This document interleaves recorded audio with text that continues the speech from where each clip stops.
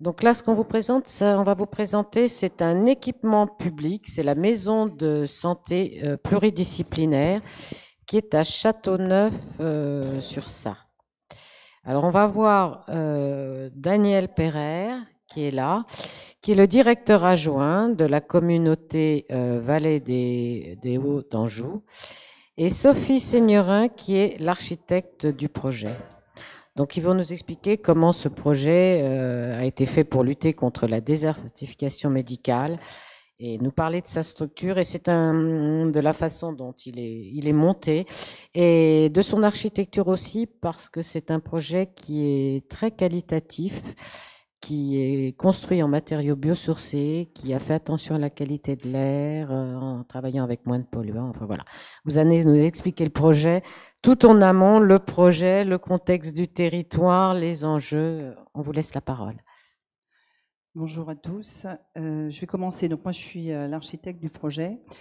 C'est dans mon métier d'architecte que je fais depuis 30 ans. En fait, on a travaillé purement avec des connaissances, on va dire, un peu empiriques. Je vois qu'il y avait beaucoup de recherches avant moi, là. Donc nous, on est sur le terrain, on est des acteurs. On travaille avec l'argent public dans des zones rurales qui n'est pas forcément très important, et sur des sujets qui sont extrêmement importants par ailleurs, parce que c'est la santé, et c'est la santé diffuse sur le territoire rural. Donc il faut dire d'abord que ce projet, s'il a vu le jour, c'est parce qu'en fait c'est la force de conviction d'un médecin qui voulait en fait arrêter de vivre toute seule son cabinet de médecin et de se regrouper sur la base d'une maison de santé, et de créer un lien aussi avec la ville, puisqu'on est en frange urbaine, pour qu'il y ait des interrelations avec des structures beaucoup plus importantes, et que cette structure de maison de santé puisse vivre en autonomie quand même. Donc on est dans une Comcom des Vallées du Haut-Anjou. On a une mission, nous, d'architecte globale, mais pas nécessairement avec de la HQE et tout ce qu'on rajoute derrière. Mais c'est une maison qui fait donc 534 mètres carrés et qui a eu toute une histoire au départ un peu compliquée. Donc je vais laisser M. Pereira expliquer cette histoire qui a fait que cette maison de santé a failli être purement privée. Quelle échelle vous avez dit? 340 mètres carrés, c'est ça? 534 mètres carrés. Oui, bonjour à tous. Alors tout d'abord, pour situer, donc la communauté de communes des Vallées du Haut-Anjou, c'est dans le Maine-et-Loire, juste au-dessus d'Angers. Aujourd'hui, c'est un territoire qui a 37 000 habitants. L'idée sur le territoire, là on parle d'urbanisme souvent à l'échelle d'une commune ou d'un quartier. Nous, il faut savoir que le maillage santé se fait à l'échelle de l'intercommunalité, et qu'aujourd'hui on a 6 maisons de santé, dont 5 propriétés de l'intercommunalité et une portée par un bailleur social, et qu'on envisage même d'en faire une 7e. Donc effectivement, l'un des éléments importants, c'est qu'à chaque fois, on a une initiative, on va dire, de professionnels de santé qui sollicitent, on va dire, les pouvoirs publics pour avancer, et notamment, on peut le dire comme ça, aller travailler avec l'ARS, avec aussi les hôpitaux alentours, créer un peu de lien avec les professionnels qui existent déjà sur le territoire. Et donc, également après, pareil, pour, on va dire, monter, on va dire, tout le plan de financement, qui est quand même important. C'est des projets qui, pour des professionnels seuls, seraient un peu élevés quand même. Et en plus, on peut aller chercher du financement. Donc, c'est vrai que c'est tout l'intérêt, effectivement, de passer par l'intercommunalité. Alors, ce qu'il faut dire, c'est que cette frange de Comcom, elle est située à la lisière d'Angers. Donc, Angers, aujourd'hui, est une ville très attractive, puisqu'il y a beaucoup de Parisiens qui font monter les prix, d'ailleurs, on est ravis. Et que, forcément, il y a 50 000 étudiants sur Angers, un mal fou pour qu'ils se logent. Les étudiants vivent dans Airbnb ou à l'hôtel. Aujourd'hui, il n'y a pas de logement. Et il y en a 200 qui repartent, c'est les derniers chiffres. Donc, cette frange, en fait, de Comcom, qui se situe à la frontière de l'agglo, elle va forcément demain, certainement, se développer. Donc ça, c'est le contexte, on va dire, d'une zone rurale, mais pas si rurale que ça, puisqu'à proximité quand même d'une agglomération importante, puisqu'il y a 200 000 habitants sur l'agglomération d'Angers. Alors, mon travail était juste au départ, en fait, il n'y a pas de programme. Quand vous démarrez un projet dans des lieux comme ça, il y a des envies, il n'y a pas de programme, et on l'invente. Et on est en marché public, on a une candidature publique, c'est-à-dire qu'on est soumis à cette candidature et confronté en audition avec nos confrères. Et puis, que le meilleur gagne, toi. Donc moi, j'ai été retenue sur 2 maisons de santé. Il y en a une qui a émergé, c'est celle de Châteauneuf, et celle qui n'a pas émergé et qui a été portée après par un bailleur social, c'est celle de Champigny, qui se situe à 10 km. Pourquoi? Parce que, en fait, le préfet de l'époque avait décidé que même la maison de chantier de Châteauneuf a failli capoter. Donc ça a été le combat d'une élue, la vice-présidente de la Comcom, Madame Lézé, qu'on aurait bien voulu revoir ici, et de cette médecin, en fait, qui portait en tant que généraliste cette maison de santé, qui a été un centre Covid pendant un certain temps là, dans ces derniers mois. Alors, on est sur une friche industrielle au départ, donc ça a coûté un peu cher parce qu'il a fallu dépolluer le sol. On était sur une petite usine qui a eu multiples fonctions et un terrain donc qui est dans le bourg. On est à 100 mètres de la mairie à vol d'oiseau. Ça se voit pas tellement, mais vous voyez ce terrain qui a été donc déconstruit. Et puis on m'avait dit vous faites la maison de santé et puis autour on va essayer de voir si on peut pas y construire de l'habitat senior. On est juste à proximité de la maison de retraite, une EHPAD. Et là, on est en train de réfléchir avec un bailleur pour faire en fait de l'habitat senior, c'est-à-dire de l'accompagnement, enfin de l'accueil senior dans des familles, puisque l'idée c'est de la mixité aussi de population autour de cette maison de santé. Et puis tout ce que j'ai vu avant m'intéresse beaucoup, donc j'espère qu'on aura les informations qui nous seront transmises, parce qu'il y a beaucoup à faire autour de cette maison de santé qui est devenue en fait un élément structurant de la zone.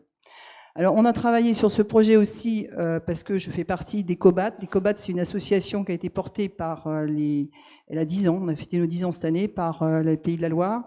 Elle est présente sur la Bretagne, sur les Pays de la Loire. Et en fait, ses valeurs, c'est travailler avec du biosourcé, c'est travailler avec l'insertion sociale. Et on a créé en fait toute une chaîne du bâtiment qui va du concepteur, mais qui va aussi de l'accompagnement des maîtres d'ouvrage publics jusqu'à le peintre et le clé en main du final d'un projet. On travaille aussi, on aborde aussi l'urbanisme.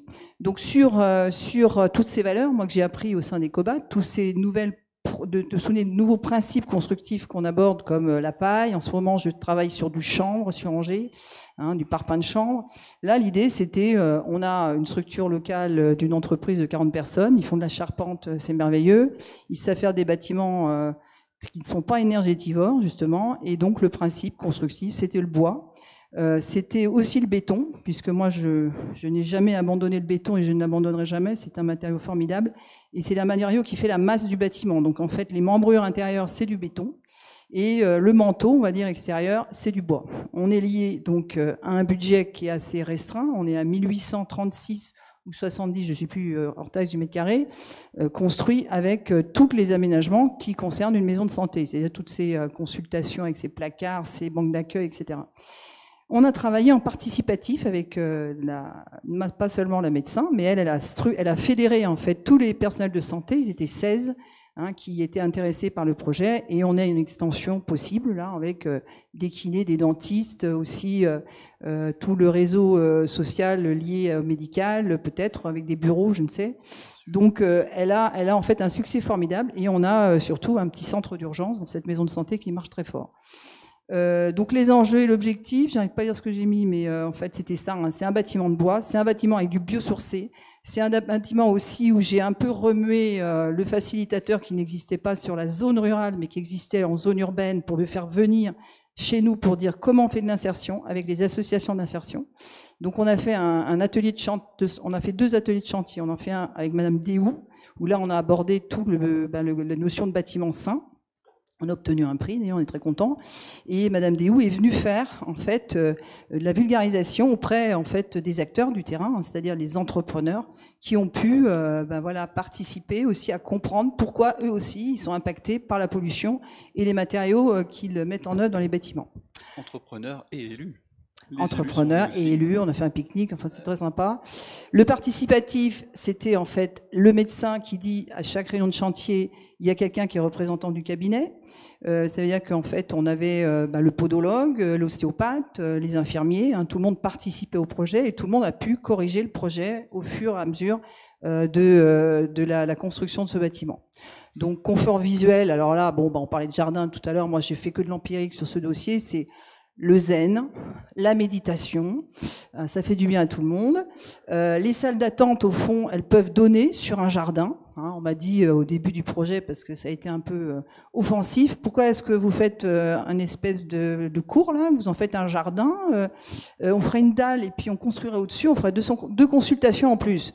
Voilà, donc non, le jardin zen, c'est la respiration en fait du lieu et on tourne autour puisqu'en fait le principe du plan, c'est un patio. On a travaillé aussi le code couleur avec les médecins, donc on avait 4 couleurs, ils se sont appropriés ce code couleur. On n'a pas de personnel, donc on a travaillé la signalétique. La couleur vaut le cabinet chez lequel on a un rendez-vous. On peut faire défiler Monsieur Perrin. Voilà, donc ça c'était la partie chantier et toute la partie. Alors là, on a fait une belle photo parce que c'était un peu un projet de femme là. Avec, il y avait Madame Déhou, il y avait au milieu de nous là avec son associé, il y avait donc l'élu, Madame Lézé, Madame Régnier qui est le médecin et moi-même. Voilà, on avait fait un pique-nique suite à l'atelier Herbat qui a été mené par Madame Déhou sur le chantier pour expliquer à tout le monde qu'est-ce que c'est que la pollution, qu'est-ce que c'est que les bons matériaux, etc. Et puis on a fait aussi sur donc les ateliers d'insertion. On a mis en œuvre. Alors c'est pas, je veux dire, c'est pas de la HQE ou c'est pas des labellisations formidables, mais on a mis en œuvre de la fibre de bois et du Fermacell plutôt que du placo et de la laine de verre. Isover, ils sont chez nous. Bon, ils ont racheté une antenne de la fibre de bois, on est content, donc on peut en mettre aussi. Mais l'idée, c'est de dire, on est sur un bâtiment de bois, il faut de la masse. La masse, c'est pas avec la laine de verre, c'est avec la fibre de bois. Et on est en plus dans le pays d'ardoise. Donc dans le pays de l'ardoise aujourd'hui, je ne mets plus que en fait des matériaux comme la fibre de bois, filière bois, filière vertueuse, et puis surtout de la masse et le déphasage que nous permet ces produits. Donc il y a tout un travail justement sur la qualité de ces matériaux, de faire de l'insertion avec des jeunes aujourd'hui et de conduire des gens qui veulent venir participer au projet. C'est aussi d'aller les former sur ce qu'on doit faire demain. Et donc un petit atelier Fermacell et fibre de bois, et on leur a laissé réserver une salle et on a donné du sens en fait à leur fonction de dire regardez ce que vous faites, c'est vertueux. Et donc ça a beaucoup plu aussi. J'essaie de pousser à ce qu'il y ait des ateliers de chantier, c'est pas très facile, je peux vous dire. Et puis, qu'est-ce que j'avais... Voilà, donc vous avez quelques vues. Oui. Et puis, Monsieur Pereira, vous pouvez parler peut-être du coût global. Le coût global et surtout, alors c'est vrai que ce qui est important dans le projet, et c'était aussi le souhait politique, c'était de pouvoir quand même associer effectivement tout le long de la démarche. C'est vrai que souvent on se dit au départ, on interroge et puis après ça s'arrête là. Donc la communauté de communes, elle est labellisée Lucie 26 000. Donc c'est la première communauté de communes et même première collectivité de France à avoir été labellisée RSO Lucie 26 000. Donc ça fait partie des démarches qu'on souhaite faire. C'est vrai que l'architecte dit toujours il y a le triptyque, mais effectivement il y a l'architecte, il y a les élus, il y a les usagers, il y a les usagers pour le coup des professionnels de santé. Et c'est vrai qu'il faut trouver aussi le maître d'œuvre qui accepte et les entreprises qui acceptent tout le long de la démarche. De faire des ateliers, de faire venir la population sur le chantier, etc. Donc c'est vrai que voilà, c'est important. Aujourd'hui, bon, c'est vrai que le projet, un peu plus d'1 600 000 euros tout compris, des subventions des ETR, FNADT et de la région, donc pas loin de 600 000 euros de subventions. Donc, et on sort aujourd'hui à un tarif très raisonnable pour les professionnels de santé. Donc en tout cas, les gens sont heureux d'être dans le bâtiment et on a pu constater que même en termes de qualité de matériaux, aujourd'hui, on a même moins de problèmes que dans d'autres bâtiments qu'on a pu faire antérieurement. Et je voulais ajouter pour en fait remercier la collectivité, c'est que c'est plus simple en fait de faire des projets. C'est pas des projets innovants, c'est juste des projets d'une façon très simple et empirique qui ont juste fait appel à notre bon sens à tous. Mais là, on a fait du participatif. Donc, Monsieur Pereira me disait que il avait calculé à peu près les charges pour les 6 maisons de santé équivalentes. Il s'est trouvé que celle-là, elle est plus économique, donc il a dû rétrocéder ses charges puisque on est sur un bâtiment en fait qui vraiment est très très isolant. Je ne sais pas si les BBC, on a des très bons résultats d'étanchéité à l'air et on a été reconnu donc. Atlan-Bois, on a reçu pas mal de prix entre le CAUE, le prix aussi de Madame Déhou sur les défis bâtiments de santé, parce qu'en fait c'est avec simplicité, on a fait quelque chose que tout le monde peut s'attribuer et tout le monde peut faire au sein de son territoire. Il suffit de trouver les bons acteurs et puis se former. Ecobat, dans mon association, on essaie de former aussi des élus parce que un bon programme, des bons techniciens, c'est toute la chaîne qui fait le succès des projets. Merci. C'est un beau projet. C'est vrai que c'est plein de bon sens, plein de choses qui font que tout se tient, que tout est lié, que ça a motivé les gens. Donc c'est un beau projet. Enfin moi personnellement, j'ai envie d'aller le visiter. Maintenant, si on vient au niveau de la... Oui, mais c'est pas grave, heureusement. Allons voir, il faut s'acculturer. On peut le visiter en bonne santé, c'est même conseillé.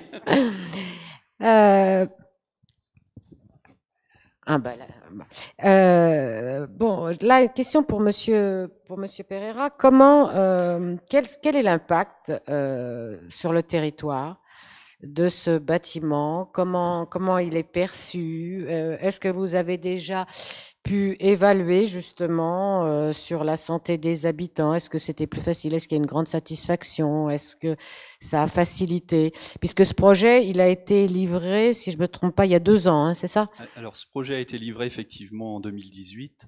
On avait, on va dire, des locaux disponibles au départ. Aujourd'hui, il est plein.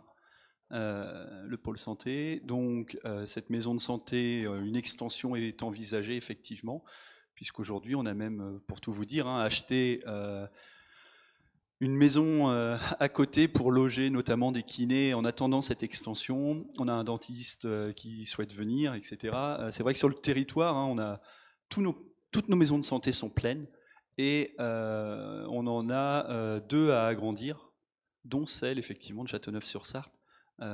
Très clairement, pour attirer les professionnels, le fait de travailler ensemble, aujourd'hui c'est ce qu'ils souhaitent, et voilà, l'effet est très positif. Sans supprimer le jardin, et on pourra continuer à faire le quartier tout autour, puisque aujourd'hui les habitants sont très satisfaits, même du côté architectural, de ce bâtiment, et l'idée est d'avoir quelque chose d'aussi bonne qualité tout autour, et notamment les logements plus adaptés seniors. Mais justement, sur le territoire, vous dites que vous avez d'autres maisons de santé, mais qui ont été construites avant, qui ne sont pas construites après celle-ci en tant qu'opération exemplaire. Et justement, est-ce que vous ne voyez pas plus de demandes autour de celle-ci que des autres? Comment vous voyez, comment vous sentez les choses après ce projet-là qui a fait appel à beaucoup de participatifs, donc a impliqué beaucoup de gens, beaucoup de professionnels locaux, beaucoup d'habitants, beaucoup de médecins. Comment se situe celle-ci par rapport aux autres? Alors pour le coup, elle est très attractive. Et si on doit déjà l'agrandir, quelque part, c'en est la preuve. Et j'ai envie de dire, elle doit donner plus envie aux professionnels de venir, parce qu'aujourd'hui, on va certainement être sur pas loin de 400 mètres carrés d'extension pour un bâtiment qui fait 530 au départ. Ça vous donne une idée effectivement du besoin identifié aujourd'hui par rapport à ce qu'on avait imaginé à la création du dossier. Moi, je voulais rajouter que, en fait, c'est une base. Cette maison de santé, comme les bâtiments structurants, c'est une base qui rassemble des gens. Et Madame le maire, aujourd'hui, est en train de s'interroger sur son PLU.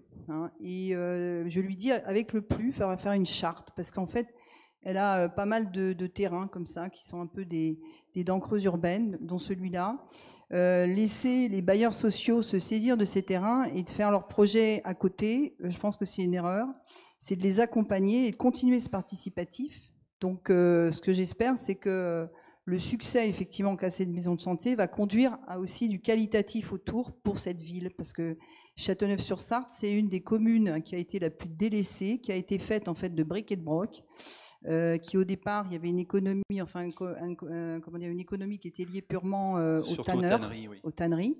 Il y a eu aussi toute une communauté turque qui est arrivée sur cette commune, et c'était une commune en fait assez d'ouvriers, assez peu riche, on va dire, et qui a été un peu un laissé pour compte. Donc, on essaie de l'accompagner, et voilà, M. Pereira en est conscient, on essaie de l'accompagner. Et cette médecin, elle a aussi envie de faire, moi j'ai vu le jardin là, tout à l'heure, qui était très intéressant, et ça peut l'intéresser aussi, parce que sur ce territoire, on ne va pas seulement faire du logement bailleur avec un petit peu de T2, un petit peu de T3, et puis pourquoi pas de la maison laissée au constructeur. Je lui dis, c'est autour de ce bâtiment, le qualitatif, il faut qu'il se poursuive, quoi. Alors ça, c'est tout l'enjeu de cette zone, et c'est tout aussi le message que peut passer l'architecte, mais je ne vais pas me battre pour non plus essayer de favoriser ça, parce que c'est un vrai combat permanent, et c'est surtout de la formation d'élus. Moi, je l'entends vraiment, il faut que les élus soient formés là-dessus. Merci pour vos propos sur le béton, parce que par les temps qui courent, on a l'impression que c'est un peu l'ennemi. Et pour citer Rudy Ricciotti, c'est le béton en garde à vue. Vous avez lu son dernier pamphlet. Pour autant, il y a des recherches qui sont faites sur le béton qui sont assez intéressantes. Peut-être que, précisément en matière de biosourcés, et à côté du parpaing de chanvre et de la paille, il peut y avoir aussi peut-être des expérimentations intéressantes. Est-ce qu'on peut imaginer qu'une maison de santé, avec tous les autres programmes qui vont avec, parce qu'on a bien compris à quel point elle joue un rôle moteur. C'est ça qui est fantastique dans votre projet, c'est qu'elle fait, si je puis dire, tache d'huile au sens positif du terme. On sent qu'on a envie d'agréger d'autres éléments avec, voire faire des programmes plus complexes, où le rez-de-chaussée serait peut-être maison de santé, le reste du logement au-dessus, tout en regardant le jardin, le patio, absolument, parce que évidemment on voit les vertus de ça, c'est une évidence. Mais est-ce que précisément sur la question des matériaux, le rapport à la santé, le béton, il a un avenir là-dessus? Est-ce que c'est quelque chose qui peut être justement, ou est-ce que les industriels du béton devraient plus travailler sur cette ligne? Alors, je vais dire, le béton, pour moi, économiquement, j'avais pas le choix. Parce que je travaille un peu avec l'Afrique et je me dis, j'aimerais bien faire un mur en terre parce que là, de la masse, j'en ai. Et je pourrais faire du géosourcé parce que de l'argile, j'en ai à côté, quoi. Donc ça serait génial. Je me forme en ce moment sur le chanvre. Et c'est vrai que quand j'ai face à moi des gens qui croient purement à un produit, enfin, ou un matériau ou quelque chose, c'est toujours, il faut faire comme ça. Par exemple, moi, je crois pas au tout bois. Au tout bois, peut-être en montagne, quand on vient chauffer son chalet, pourquoi pas. Au tout bois dans nos régions, non, parce qu'on a toujours cette problématique du confort d'été qu'on a du mal à maîtriser et qu'on souhaite maîtriser sans la climatisation. Donc, du coup, le béton est un superbe matériau. Il est un super matériau aussi parce que c'est un matériau qui est costaud. Hein, donc, on parlait tout à l'heure de dégradation. C'est vraiment un matériau qui part à tous ces problèmes-là. C'est un matériau qu'on peut structurer. Enfin, on peut l'utiliser partout. Donc, à minima, c'est-à-dire que on cherche du poids carbone aujourd'hui, on cherche du vertueux. C'est pas sans le béton. Hein, et d'ailleurs, quand on construit en Afrique, on fait des bases en béton. Alors, ils font tout en béton là-bas, donc il faut essayer de changer la donne. Mais oui, à cause des termites aussi, il faut expliquer. Sinon, le voilà, bois, tout à le fait. bois, Il faut s'isoler. Et le béton est merveilleux pour ça. Ce qu'on veut, nous, c'est pas dire il faut tout mettre chez Lafarge. Faut faire un alliage entre plein de matériaux. Si on fait du chanvre, il peut pas être dans l'eau le chanvre de toute manière, donc faut le faire les parpaings de chanvre. Moi je trouvais que c'est génial parce qu'on le fait en béton, avec du béton également. Hein, par contre le chanvre, alors on parlait tout à l'heure du bien-être et de la santé, le bien-être d'un mur en chanvre sur d'un mur ancien, c'est génial. Et ça se mesure pas, on n'a pas encore d'études là-dessus. Mais tous les matériaux biosourcés, et ce que je regrette dans mon bâtiment qui est tout en bois, c'est qu'en fait le bois on le voit à l'extérieur, on l'a vraiment, et je n'ai rien fait en bois à l'intérieur. C'est une critique qu'on me fait. Je dis mais le bois, moi je vis dans une maison de bois, c'est super agréable. Par contre, que du bois en été, je peux vous dire que ça chauffe très vite, quoi. Donc c'est un peu compliqué. Donc quand j'ai de la masse au centre de ma maison, je suis mieux. Hein, et en général, je vais dans la maison en pierre et en été, je me rapatrie là-bas. Donc il y a vraiment, on dit pas non à ça ou ça, on dit on essaie, et c'est tout ce que j'essaie de faire moi dans tout mon travail d'architecte, collaboratif, associer les choses, mixité, j'y crois vraiment, quoi. Oui, donc vous avez un rôle fantastique, presque de pédagogie auprès des élus. Le CAUE fait un travail merveilleux dans tous les territoires, on peut le dire, et dans le vôtre en particulier. Mais vous aussi... C'est devenu une peau de chagrin dans le nôtre. Il y en a trois sur le terrain. La démonstration par l'exemple, je veux dire que c'est ça qui est intéressant.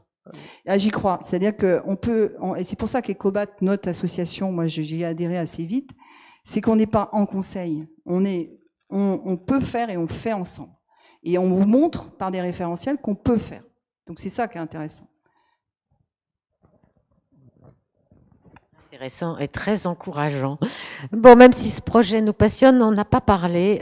Comment c'est à les gérer, au fait? Et quel est l'intérêt? Donc ce sont des loyers minorés. auraient par rapport à ce qu'ils auraient habituellement. Mais comment elle est gérée, cette maison?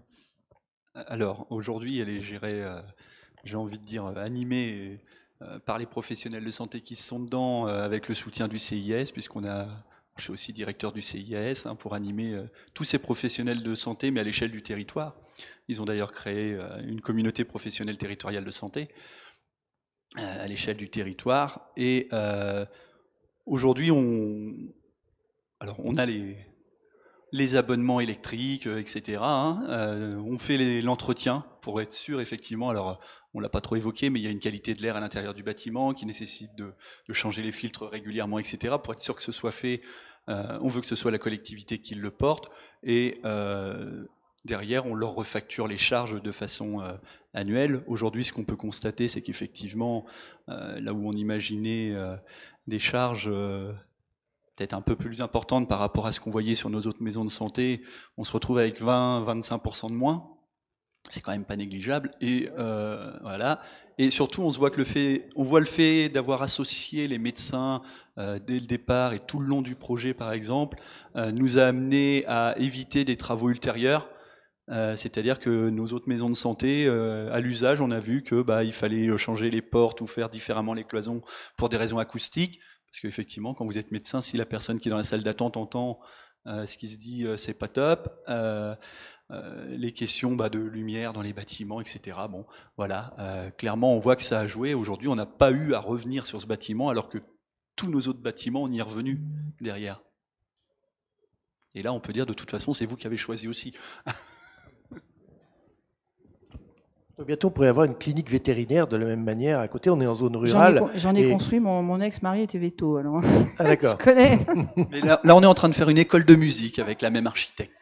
École d'architecture aussi, vous dites? Non, école de musique. Une école de musique, là, ouais, on est en train de faire. Voilà. Formidable, formidable. Ils sont fidèles.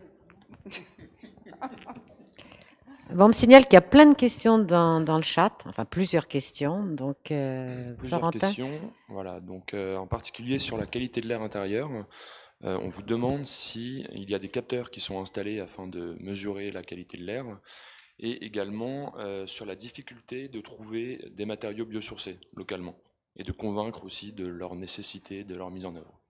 Donc ça, c'est un premier bloc de questions, il y en aura d'autres ensuite, mais je vous laisse répondre pour cette... La qualité de l'air, donc on a un bon renouvellement d'air, hein, puisqu'on a une double flux sur ce bâtiment et qui a été, je pense, bien pensé avec un bon balayage. On a aussi effectivement une bonne ventilation naturelle. Et puis notre travail sur les matériaux, ça a été effectivement, moi, quand je prescris un matériau dans mon CCTP, je vérifie sur le chantier.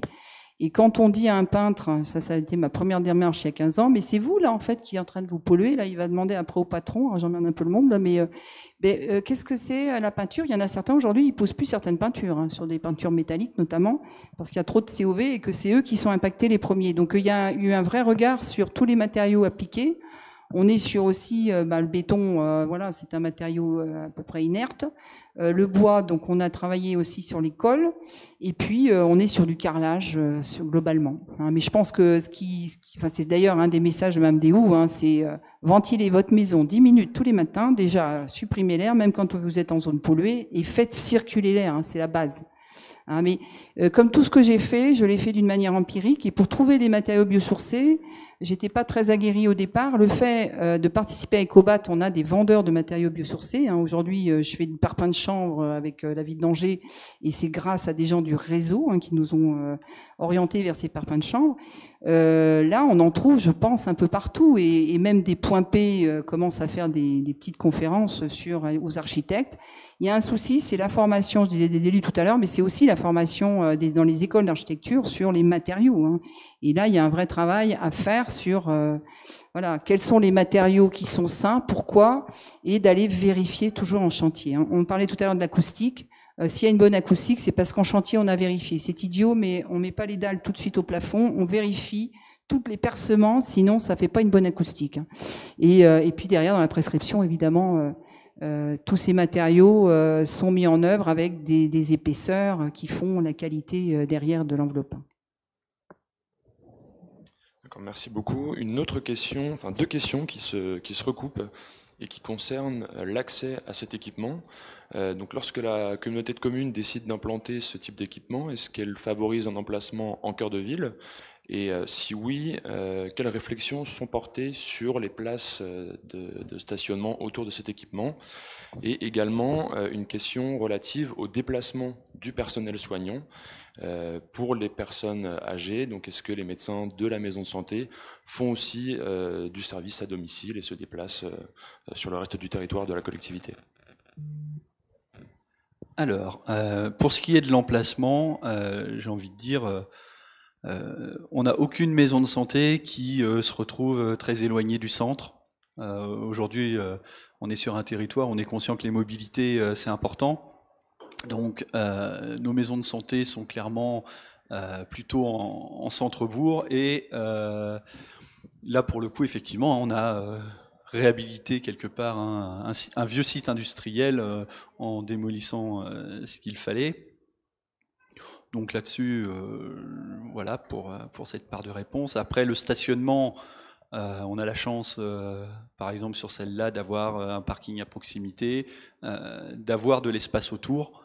Donc le stationnement, on va essayer aussi de le mutualiser avec le quartier qui va être aménagé. Parce que effectivement, on sait qu'il y a des besoins, notamment sur ces professionnels-là.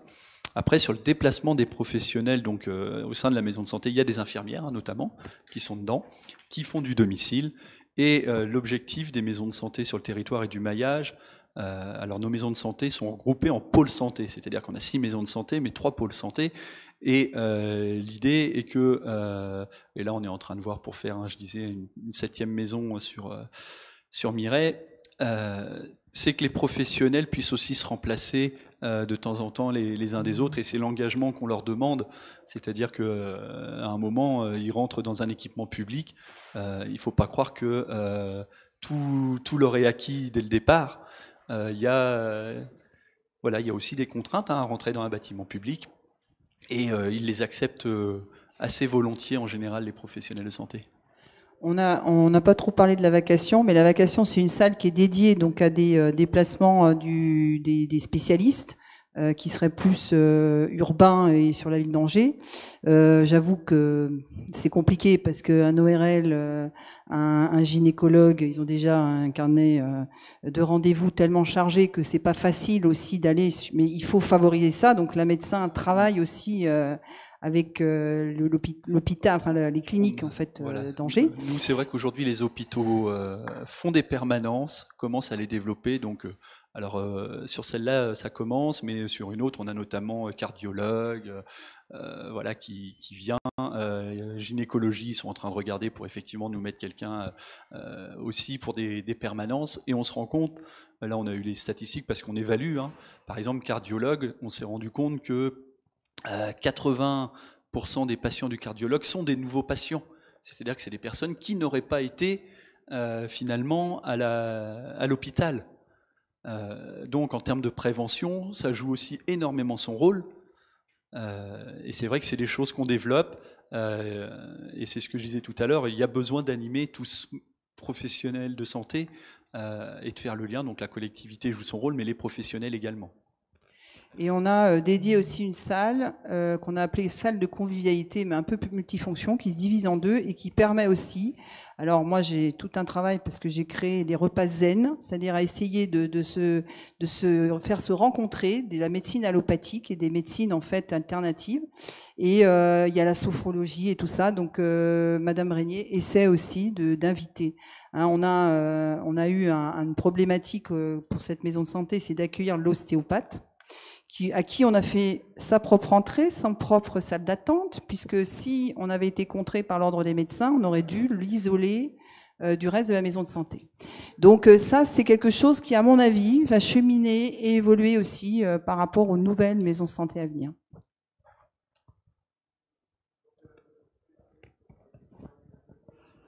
Merci. Je crois qu'il y a encore des questions, Florentin, ou pas? Non, c'est terminé. Merci beaucoup. Merci et bravo.